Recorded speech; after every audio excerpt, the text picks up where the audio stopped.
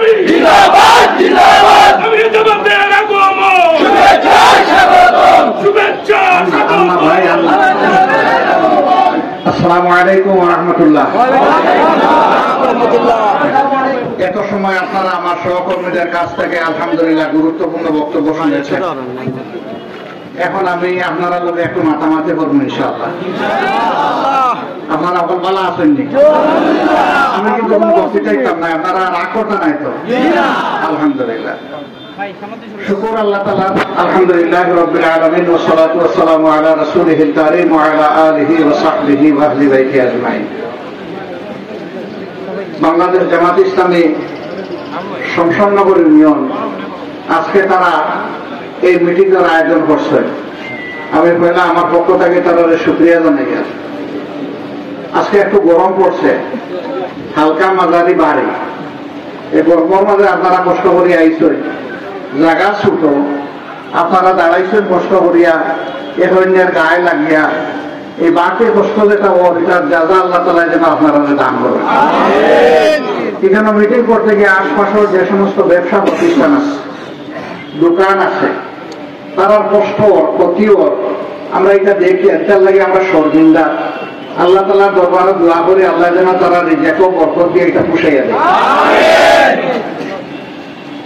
মাগরিবের সময় আসন্ন হওয়ার কারণে আমি বেশি কথা হইতাম না। এই শমশাননগর একটা ঐতিহ্যবাহী এলাকা, এখানে সারা বাংলাদেশের মাঝে খুবই গুরুত্বপূর্ণ চমৎকার একটা শিক্ষা প্রতিষ্ঠান গড়িয়ে উঠছে আলহামদুলিল্লাহ। দূর দূরান্ত থেকে সিলেট তাকিয়া, মূলের উদাহরণ তো সব জায়গা থেকে আসে না, সিলেট থেকে এখানে বাচ্চা নিয়ে লেখাপড়া করে।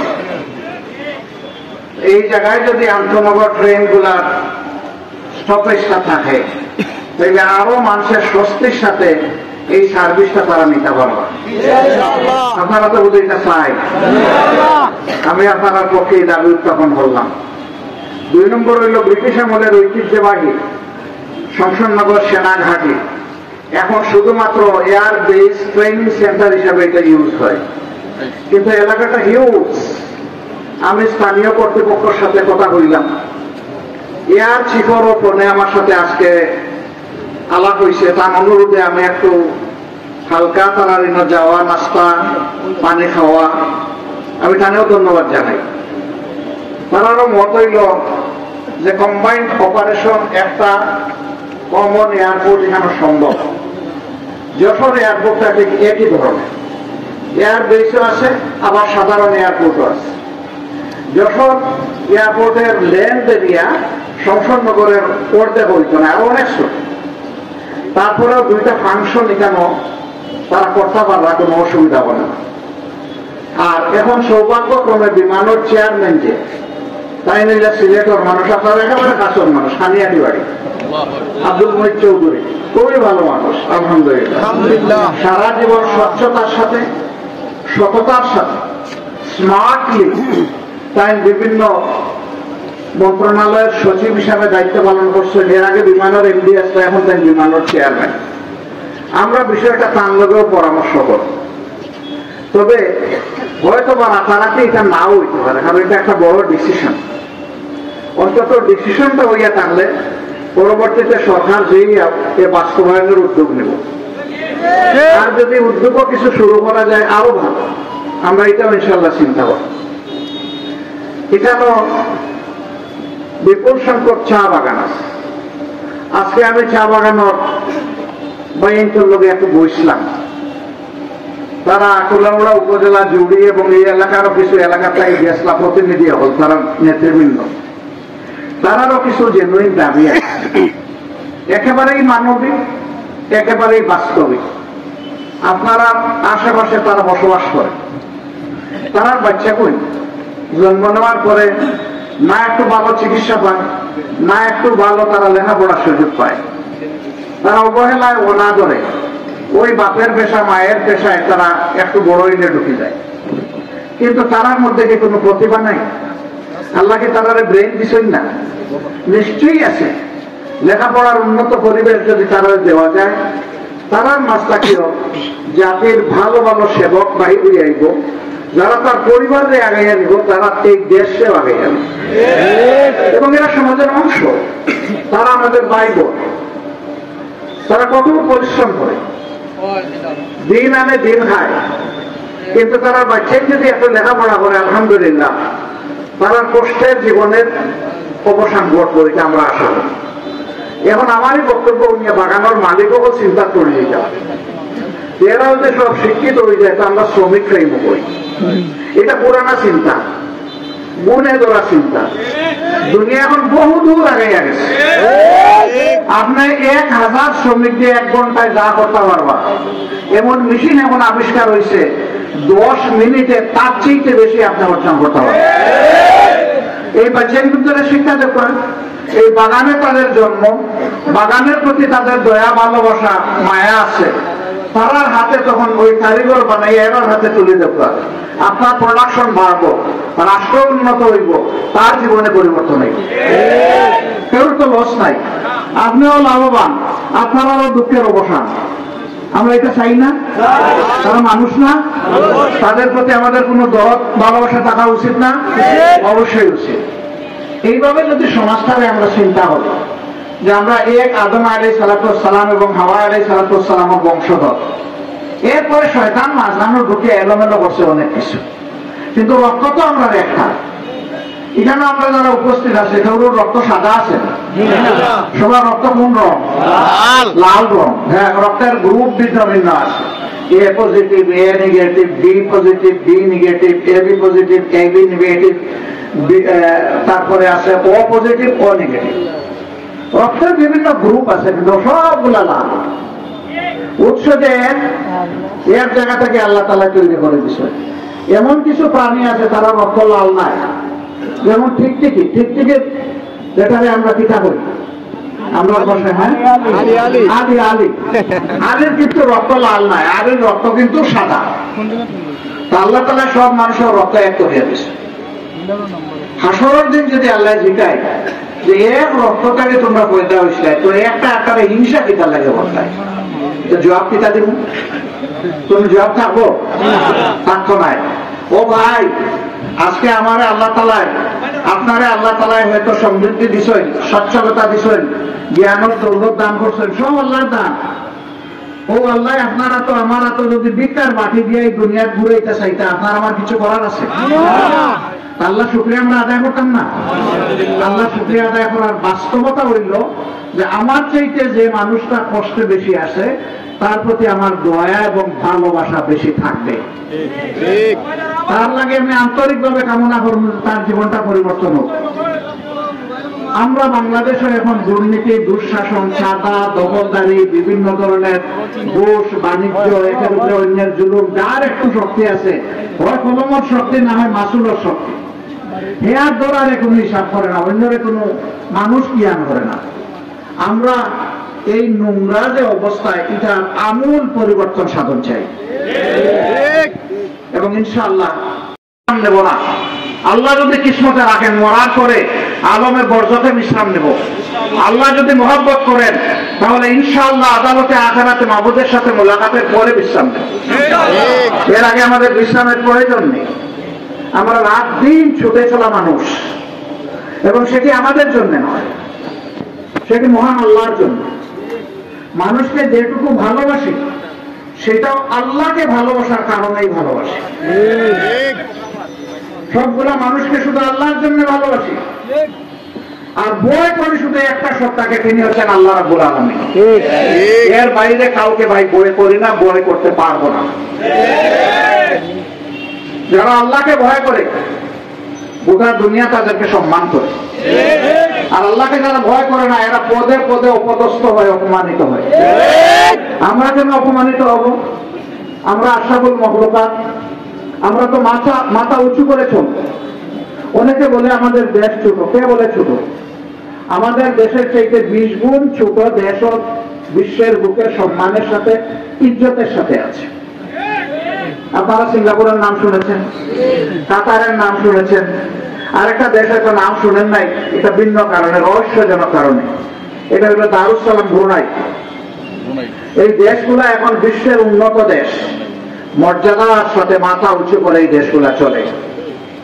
বাংলাদেশ তো তার চাইতে 20 গুণ বড়, 30 গুণ বড়। বাংলাদেশের জনসংখ্যা, তাদের জনসংখ্যা শুনলে আসবেন, কাতারের জনসংখ্যা 6 লাখ, সিঙ্গাপুরের জনসংখ্যা 7.5 লাখ, ব্রুনাইয়ের জনসংখ্যা 3.25 লাখ, কিন্তু সেই দিয়ে তারা দুনিয়ার দৃষ্টি আকর্ষণ করতে সক্ষম হয়েছে। তাদের ইজ্জত আল্লাহ তাআলা সেই মাপে নিয়ে গেছেন। একটা জায়গায় আমরা শুধু পিছনে আছি, এটা হলো মানুষ গড়ার জন্য যে মানুষ গড়ার শিক্ষা, এই শিক্ষাটা আমাদের দেশে নাই।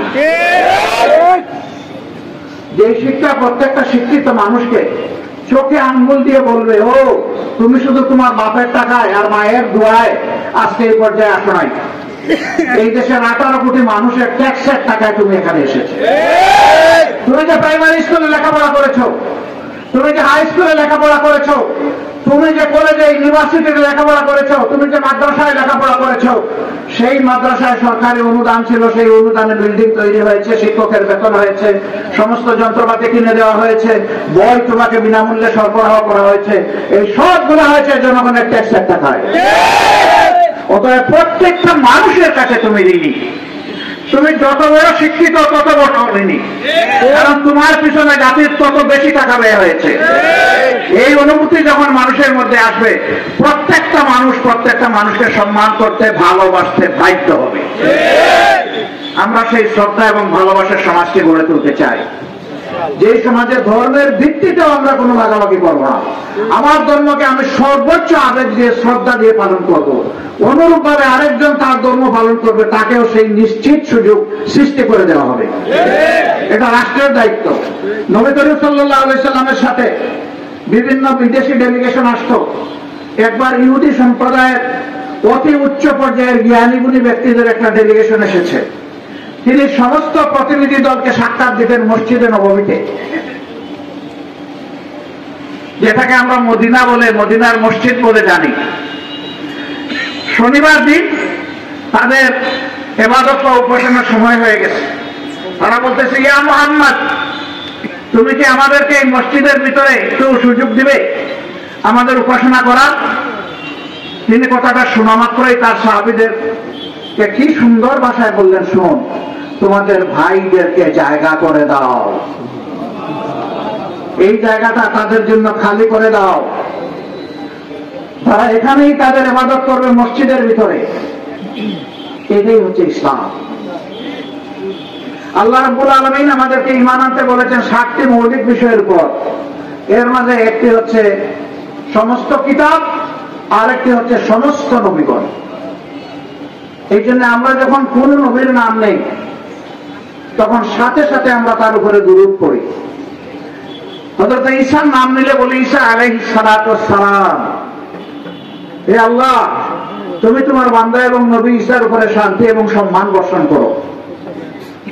আমরা যত নবীর নাম নেই, সাথে সাথে দুরূদ পড়ি, সম্মান প্রদর্শন করি। এটা আমাদের ঈমানের অংশ। সমস্ত নবীরা আমাদের নবী, সমস্ত আসমানি কিতাব আমাদের কিতাব, কিন্তু শেষ নবী হচ্ছেন মুহাম্মদ রাসূলুল্লাহ সাল্লাল্লাহু আলাইহি সাল্লাম, আর শেষ ধর্মীয় গ্রন্থ বা কিতাব হচ্ছে আল কোরআন। এই দুইটা দিয়ে আল্লাহ তাআলা মানবতার সৌন্দর্যকে পরিপূর্ণ করেছেন, মানবতার শিক্ষাকে আল্লাহ পরিপূর্ণ করেছেন, এবং কোরআনের শেষ আয়াতের মাধ্যমে আল্লাহ তা জানিয়ে দিয়েছেন। আউযু বিল্লাহি মিনাশ শাইতানির রাজীম। আল-ইয়াওমা আকমালতু লাকুম দীনাকুম ওয়া আতমামতু আলাইকুম নি'মাতি ওয়া রাদিতু লাকুমুল ইসলাম দীনান। এটা বিদায় হজ্জের দিনে এই আয়াত নাযিল হয়েছে। এরপরে আর কোন আয়াত আল্লাহর নবীর কাছে আসমান থেকে আর নাযিল হয়নি। এটা ছিল শেষ আয়াত, সূরা মায়েদার 3য় আয়াত। আল্লাহ তাআলা এখানে বলছেন, আজকের এই দিনে আমার পক্ষ থেকে মানব জাতি কিভাবে চলবে, তার ব্যক্তি, পরিবার, সমাজ, রাষ্ট্র এবং আন্তর্জাতিক পরিমণ্ডলে তার সমস্ত বিধান আজকে আমি পরিপূর্ণ করে দিলাম। বলে সুবহানাল্লাহ। এবং আমার যত নিয়ামত মানুষের জন্য আছে, এই কোরআনকে অনুসরণের মাধ্যমে তা অনুসন্ধান করার জন্য আমি তোমাদেরকে নির্ধারিত করে দিলাম। এরপরে আল্লাহ তাআলা বলতেছেন যে বিধান হিসাবে, সংবিধান হিসাবে, গাইড বুক হিসাবে, আইন হিসাবে এই ইসলামকে তোমাদের জন্য আমার পক্ষ থেকে আমি মঞ্জুর এবং মনোনীত করে দিলাম। এই কথাগুলো তো ভাই আমার না, সমস্ত সৃষ্টির যিনি স্রষ্টা তার। সুতরাং আল্লাহর চাইতে কেউ আমাদেরকে বেশি ভালোবাসে না, আল্লাহর কসম। তিনি আমাদেরকে সবচেয়ে বেশি ভালোবাসেন। সেই মওলা, ভালোবাসার মওলা বলতেছেন, আয় রে আয়, তোরা আমার কিতাবের দিকে আয়। এই কথা কিতাব তোরা মান, তাহলে তোদের কপাল খুলে যাবে, দুনিয়ায় তোদেরকে অপমানিত হতে হবে না। কিন্তু যদি তোরা না হওয়া ফাতুমিনুনা বিবাদিল কিতাবি ওয়া তাকফুরুনা বিবাদ, যদি তোমরা আমার কিতাবের কিছু মানো আর কিছু মানো না, ফামা জাযাউ মিনকুম ইল্লা খিজয়ুন ফিল হায়াতিদ দুনিয়া, তাহলে এই আচরণ আমার কিতাবের সাথে যারা করবে, কিছু মানবে কিছু মানবে না, আমি দুনিয়ায় তাদেরকে অপমানিত, লাঞ্ছিত, অপদস্থ করব। কে বলছেন এটা? আল্লাহ তাআলা। তাহলে আপনার নামাজ রোজার মধ্যে যদি আমি বন্দী হয়ে থাকি আর যদি কোরআনের অন্য অংশ না মানি, আল্লাহ বলছেন তৈরি থাকো তুমি অপদস্থ হওয়ার জন্য, অপমানিত হওয়ার জন্য। আমরা কি আল্লাহর নিয়ামত চাই না অপমানিত হতে চাই? তাহলে আসুন পুরা কোরআনকেই ধরি, কোরআন বুকে নিয়ে বেঁচে থাকি, কোরআনকে অনুসরণ করে নিজের জীবন পাল্টে ফেলি, কোরআনকে বুকে নিয়ে আমরা আলমে বরজখে যাই, কোরআনকে বুকে নিয়ে আমরা আদালতে আখিরাতে আল্লাহর দরবারে দাঁড়াই, কোরআনের সঙ্গী হয়ে আমরা মহান মাবুদের জান্নাতে প্রবেশ করি। তাহলে আমাদের জীবনের অভিযাত্রা একেবারেই পরিপূর্ণ, একেবারেই সুন্দর, একেবারেই সফল। এখানে যুবকরা আছেন, যুবকদের প্রতি আমার অনুরোধ, সমাজ বদলাতে হলে তোমাদের হাত লাগবে। তোমাদের হাত ছাড়া দুনিয়া কোনো সমাজ কখনো বদলায়নি। রাসূল করিম সাল্লাল্লাহু আলাইহি সাল্লামের সঙ্গী সাথীদের সকলেই যুবক ছিলেন। সবচেয়ে কম যার বয়স ছিল তিনি কাদি কারমুল্লাহি ওয়াজহু, তার বয়স ছিল মাত্র 8 বছর। আর সবচেয়ে বেশি বয়স যার ছিল তিনি হচ্ছেন হযরত আবু বকর ইবনে কুহাফা, তার বয়স ছিল মাত্র 36 বছর। এখানে বোঝা গেল যে সমস্ত লোকেরাই ছিলেন যুবক। এই যুবকদের হাত ধরে সেই সমাজ পরিবর্তন হয়েছিল। যে সমাজ নিজের মেয়েকে হত্যা করে অথবা জীবন্ত কবর দিতে তাদের দিল তর্থ না, কলিজা কাঁপত না, সেই সমাজকে তিনি বদলে দিয়ে সোনার সমাজে পরিণত করেছিলেন। তিনি বলেছিলেন তোমাদেরকে এমন একটি সমাজ আজকে নিয়ে গেলাম। তার জীবনের শেষ জুমার খুতবায় বলেছিলেন যে এই জগৎটা, যে সভ্যতাটা, যে দেশটা, যে সমাজটা, ইয়েমেনের সানা থেকে মরক্কোর হাজারমাউত 3500 মাইল, আমার একটা যুবতী মেয়ে একা রাস্তা চলবে। এই দীর্ঘ রাস্তা চলার সময় আল্লাহ ছাড়া তার কাউকে ভয় করার কোনো প্রয়োজন হবে না। তিনি এই খুতবায় আরো ঘোষণা দিয়েছিলেন, খায়রুল কুরুনি কারনি সুম্মাল্লাযীনা ইয়ালুনহুম সুম্মাল্লাযীনা ইয়ালুনহুম, আমার যুগ পৃথিবীর সর্বশ্রেষ্ঠ যুগ, তারপরে আমার সাহাবীদের যুগ, এরপরে আমার তাবেঈদের যুগ। আমরা সেই যুগটাকে অনুসরণ করে বাংলাদেশে আবার মাদানী যুগ ফেরত আনতে চাই। এই যুগ যখন আসবে তখন রাষ্ট্রের প্রত্যেকটি নাগরিক, নারী পুরুষ, সকলে সম্মানের সাথে বসবাস করবে, সকলে গর্বিত নাগরিক হিসাবে পরিচয় দেবে। এই রাষ্ট্র হবে কল্যাণ রাষ্ট্র, যেই রাষ্ট্রের দায়িত্ব হবে তার জনগণের সমস্ত অসুবিধা দূর করে সুবিধা নিশ্চিত করা। আমি চা শ্রমিক ভাইদের সমাবেশে আজকে বলেছিলাম, যখন তোমাদের ভাই কোনো ন্যায্য দাবি দেওয়া আসে, সরকার তোমাদেরকে মালিকদের দিকে ঠেলে দেয়। তোমরা কি এদেশের নাগরিক না? তারা এদেশের নাগরিক, এদেশের উন্নয়নে তারা অবদান রাখে। অন্য কোনো সমাজকে তো এইরকম কোথাও ঠেলে দেওয়া হয় না, সরকার তো তার দায়িত্ব নেই। তাহলে তারা কেন বঞ্চিত থাকবে? তাদের দায়িত্ব সরকারকে দিতে হবে।